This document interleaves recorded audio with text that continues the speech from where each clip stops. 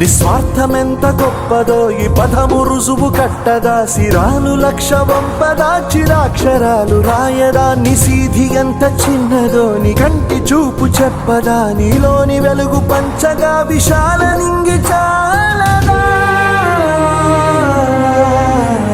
మనుష్యులందు నీ కథ మహర్షిలాగా సాగదా, మనుష్యులందు నీ కథ మహర్షిలాగా సాగదా.